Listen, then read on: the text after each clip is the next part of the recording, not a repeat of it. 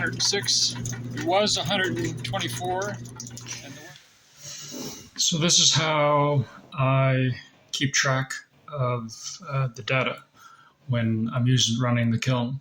I created a spreadsheet, and it's got a whole bunch of information. Anything that's in bold are data points that I put in, and then all the other data points just self-calculate based on formulas that I put in the spreadsheet. So we're just going to do today. Basically, I just copy the previous row and I paste it into a new row for today. So it's 2023, 12, 29, and the timestamp, the actual timestamp of when I did the recording is in the file name. So I took this at 1 o'clock. So we got 20, 23, 12, 29, whoops, try that at 20, 23, 12, 29, and it was at 1 p.m. So the sheet automatically calculates and tells me that the last recording was 23 hours and 51 minutes ago, almost 52 minutes ago. So here I'm going to enter what that is as a decimal number. So I'm going to go equals 23 hours, and I'm going to round it to 52 minutes. So I'm going to go plus 52 divided by 60 equals, so 23.87 hours. So I get a total of running hours of the kiln. Now the meter reading is what I'm going to enter here. So the meter reading, I know that there's a 1 already because just the age of this meter, it's already rolled over once. So we start with 1, and now the first number is a 5, 8, 6, 7, 5. So I'm going to enter 5, 8, 6, 7, 5. So that's what I enter there. Whoops.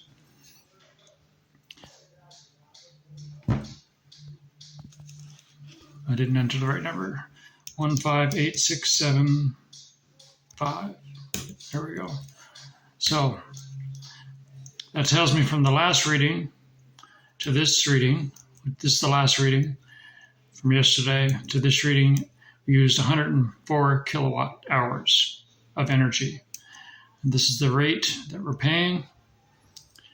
The house rate, the house's consumption is currently this, and I'll get into that in a second. So we know what the house used, therefore we know what the kiln used, and then we break down to what the energy consumption of the kiln is per hour. And you'll notice here it's 2.8, and previous reading, the kiln hour per use energy was 14.4. That's because the kiln was running with the electric heater on. And so for this 24-hour period, there's no heat on, just the 3 fans and the compressor. And so that's the energy consumption per hour. So next column is total consumption so far. And this is the consumption for the period, which is the last 24 hours. We get the total consumption so far, or total cost so far. And that breaks it down into kiln cost per hour. Average kiln cost per hour. Now we're on to the dry bulb. So I'm going to switch pictures. So now we're going to enter the data.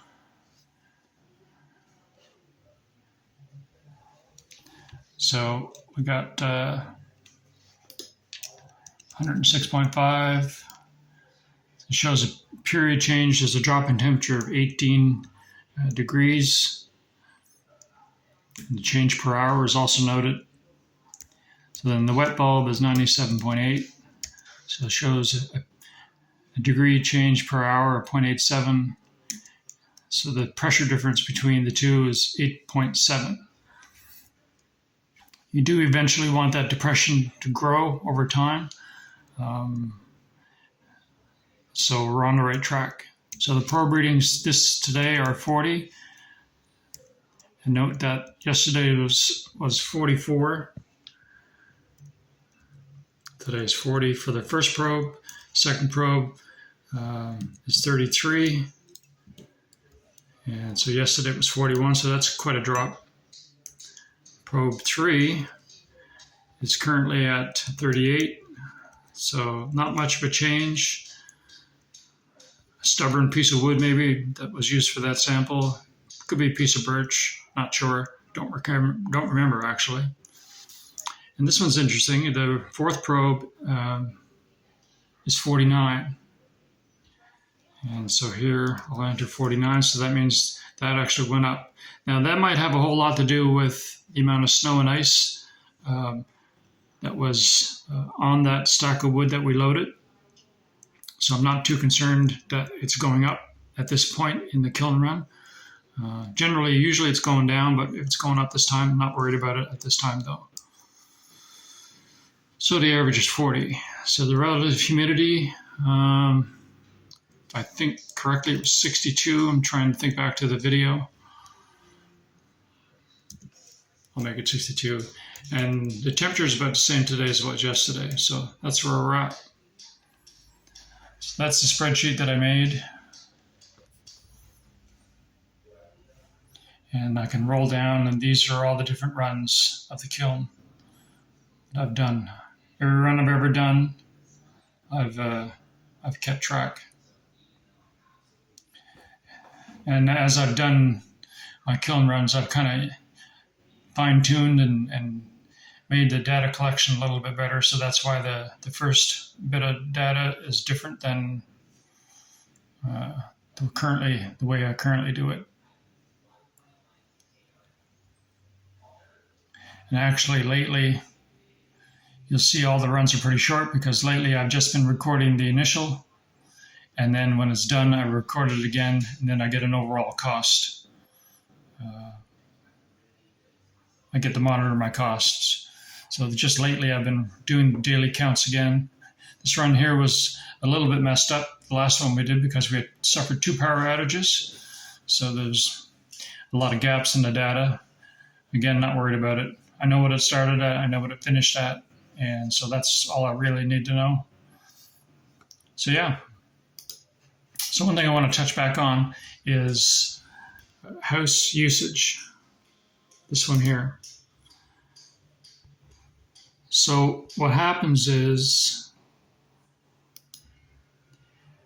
this data point takes the reading at the start of this kiln run and compares it to the reading of the meter of the last kiln run.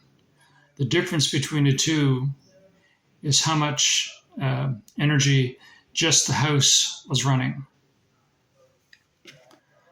So when you take that difference of 72 kilowatt hours and divide it by how many hours have passed since the end of the last kiln run and the start of this kiln run, we find out that the house is using 1.5 kilowatt hours per hour during that time. And it's different every time. Here it's last kiln run was 1.15, previous to that was 0.95, 0.88. Usually it's around 1 kilowatt hour per hour is what the house consumes. So that's how I separate the house's consumption from what the kiln consumes. I mean, in an ideal world, probably should have a separate meter on the workshop, and for the kiln, keep it totally separate. But that's all money, and this does a pretty accurate job of separating the two. So this is how I do it.